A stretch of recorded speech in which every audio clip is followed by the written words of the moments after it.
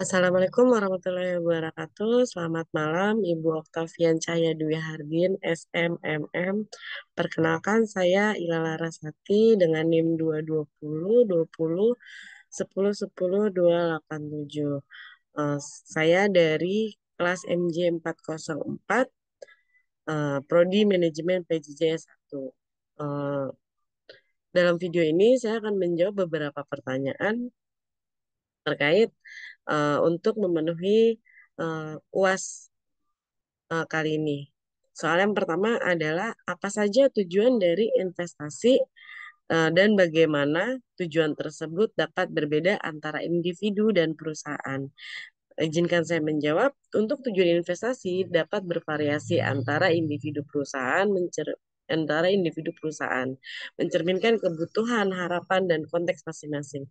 Berikut adalah penjelasan mengenai tujuan utama investasi serta perbedaan antara individu dan perusahaan. Untuk tujuan utamanya adalah yang pertama untuk meningkatkan kekayaan. Tujuan utama dari investasi adalah untuk mengembangkan aset dan meningkatkan kekayaan.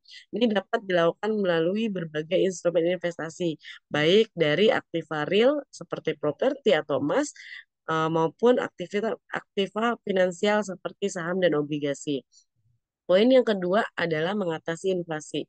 Investasi membantu menjaga nilai uang dari inflasi yang dapat menggerus daya beli. Dengan berinvestasi, individu dan perusahaan dapat melindungi kekayaan mereka dari penurunan nilai. Yang poin ketiga adalah mencapai tujuan finansial. Banyak individu yang berinvestasi untuk mencapai tujuan finansial tertentu, seperti membeli rumah, pendidikan anak, atau pensiun yang nyaman. Perusahaan di sisi lain mungkin berinvestasi untuk ekspansi, penelitian, dan pengembangan atau meningkatkan kapasitas produksi. Poin yang keempat adalah pendapatan pasif. Investasi dapat menjadi sumber pendapatan pasif, baik dari individu yang mengharapkan dividen dari saham atau bunga dari obligasi, maupun bagi perusahaan yang ingin menghasilkan pendapatan tambahan dari investasi mereka. Yang kelima adalah diversifikasi risiko. Baik individu maupun perusahaan berinvestasi untuk mendiversifikasi portofolio mereka, mengurangi risiko dan yang terkait dengan ketergantungan pada satu sumber pendapatan atau aset. Untuk perbedaan tujuan antara individu dan perusahaan adalah yang pertama dari sisi individu adalah fokus pada tujuan jangka panjang seperti pensiun atau pendidikan anak. Berikutnya adalah cenderung mencari investasi yang memberikan keamanan finansial dan pertumbuhan nilai aset secara bertahap. Yang berikutnya memiliki toleransi risiko yang bervariasi tergantung pada profil risiko pribadi dan tujuan finansial. Kemudian untuk perusahaan adalah mencari keuntungan yang lebih cepat melalui investasi yang dapat meningkatkan produktivitas dan efisiensi operasional. Berikutnya memiliki tujuan yang lebih strategis seperti menguasai pasar, inovasi produk, atau pengembangan teknologi baru. Kemudian cenderung berinvestasi dalam proyek yang memiliki potensi pengembalian yang tinggi, meskipun dengan risiko yang besar. Secara keseluruhan, meskipun tujuan investasi memiliki kesamaan dalam hal meningkatkan kekayaan dan mengatasi inflasi, pendekatan dan fokusnya dapat berbeda secara signifikan antara individu dan perusahaan. Kemudian, untuk soal yang kedua, adalah jelaskan konsep marginal efficiency of capital menurut John Maynard Keynes dan bagaimana konsep ini mempengaruhi keputusan dari investasi. Izinkan saya untuk menjawab. Untuk konsep marginal efficiency of capital atau MAC, menurut John Maynard Keynes, merujuk pada tingkat pengembalian yang diharapkan dari investasi tambahan yang dibandingkan dengan biaya modal, terutama suku bunga. MAC dapat diartikan sebagai tingkat diskonto yang membuat nilai sekarang dari serangkaian pengembalian yang diharapkan dari aset modal secara masa hidupnya sama dengan harga pasokan dari aset tersebut. Untuk penjelasan konsepnya dari MSC adalah sebagai berikut. Untuk definisi MSC, Keynes mendefinisikan MSC sebagai tingkat diskonto yang akan menyamakan nilai sekarang dari pengembalian yang diharapkan dari investasi dengan biaya untuk memperoleh modal tersebut. Dengan kata lain, MSC adalah tingkat pengembalian minimum yang diharapkan oleh investor untuk memutuskan melakukan investasi. Untuk pengaruh terhadap suku bunga, MSC berhubungan erat dengan suku bunga. Jika suku bunga lebih rendah daripada MSC, investasi menjadi lebih menarik karena biaya pinjaman yang lebih rendah. Sebaliknya, jika MSC lebih rendah dari suku bunga, perusahaan cenderung tidak akan melakukan investasi. Untuk faktor-faktor yang mempengaruhi MSC adalah sebagai berikut.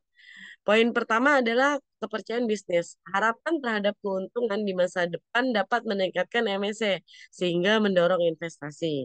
Poin yang kedua adalah biaya modal. Jika biaya untuk memperoleh modal menurun, MSC akan meningkat, membuat investasi lebih menarik. Kemudian dari sisi permintaan barang, peningkatan permintaan dapat meningkatkan profitabilitas investasi yang pada gilirannya meningkatkan MSC itu juga. Kemudian pengaruh MSC terhadap keputusan investasi. Keputusan investasi perusahaan sangat dipengaruhi oleh MSC. Berikut adalah beberapa cara MSC mempengaruhi keputusan investasi. Yang poin pertama adalah tingkat pengembalian yang diharapkan. Jika MSC tinggi, maka investor lebih cenderung untuk menginvestasikan modalnya karena mereka berharap atau eh, mendapatkan keuntungan yang lebih besar. Kemudian poin yang kedua adalah biaya modal. Jika biaya modal atau cost of capital lebih rendah dari MSC, maka investor akan menginvestasikan modalnya karena mereka dapat mendapatkan keuntungan yang lebih besar daripada biaya modal. Poin yang ketiga adalah kelayakan investasi. MSC digunakan untuk menentukan kelayakan investasi. Jika MSC lebih tinggi dari biaya modal, maka investasi tersebut dianggap layak. Kemudian untuk jumlah investasi, jika MSC tinggi, maka investor akan menginvestasikannya lebih banyak modal untuk mendapatkan keuntungan yang besar. Dalam contoh misalnya sebuah perusahaan MSC sebesar 15% dan biaya modal sebesar 10%. Dalam hal ini, perusahaan akan menginvestasikan modalnya karena MSC lebih tinggi daripada biaya modalnya. Namun, jika biaya modal meningkat menjadi 18%, maka perusahaan mungkin akan mengurangi jumlah investasi karena MSC tidak lagi lebih tinggi daripada biaya modal.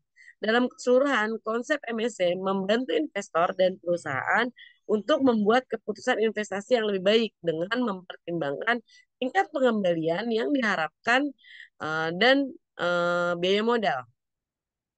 Kemudian untuk pertanyaan yang ketiga adalah sebutkan dan jelaskan tiga produk utama yang diperdagangkan di pasar modal dan kemudian berikan contoh nyata dari masing-masing produk tersebut. Oke, izinkan saya menjawab. Untuk tiga produk tersebut adalah yang utama yang diperdagangkan di pasar modal. Yang pertama adalah saham atau equity. Saham adalah bukti kepemilikan atas suatu perusahaan. Saham memberikan hak kepada pemegangnya untuk mendapatkan bagian dari keuntungan perusahaan dan memiliki hak suara dalam rapat umum pemegang saham. Sebagai contoh, saham PT Indofood Sukses Makmur Tbk atau INDF yang terdaftar di BJ atau LBI atau Bursa Efek Indonesia. Jika Anda membeli saham INDF, maka Anda memiliki hak atas bagian dari keuntungan perusahaan dan dapat menghadiri rapat umum pemegang saham. Kemudian yang kedua adalah obligasi atau bond. Obligasi adalah surat utang yang diterbitkan oleh perusahaan atau lembaga keuangan untuk mengumpulkan dana dari investor. Obligasi memiliki jangka waktu tertentu dan memberikan bunga tetap kepada pemegangnya. Sebagai contoh, obligasi PT Bank Mandiri Tbk atau BMRI dengan jangka waktu 5 tahun dan bunga 8% per tahun. Jika Anda memiliki obligasi BMRI, maka Anda akan menerima bunga 8% per tahun selama 5 tahun dan akan mendapatkan kembali pokoknya setelah jangka waktu tersebut. Untuk produk yang ketiga adalah reksadana. Ya, untuk reksadana adalah wadah mengumpulkan dana dari berbagai investor untuk menginvestasikan dalam portofolio yang terdiri dari berbagai instrumen keuangan seperti saham, obligasi, dan pasar uang. Manajer investasi mengelola dana ini untuk mencapai tujuan investasi yang telah ditetapkan. Sebagai contoh, reksadana Manulife Investasi Saham yang berinvestasi pada saham-saham yang terdaftar di Bursa Efek Indonesia. Investor yang memiliki unit reksadana ini akan memiliki proporsi kepemilikan dalam portofolio yang dikelola oleh manajer investasi. Dengan prosesi keuntungan, dengan potensi keuntungan dari pertumbuhan nilai investasi dan dividen yang diterima dari saham dalam portofolio. Berikut yang bisa saya jelaskan dari 3 pertanyaan. Atas waktunya saya ucapkan terima kasih.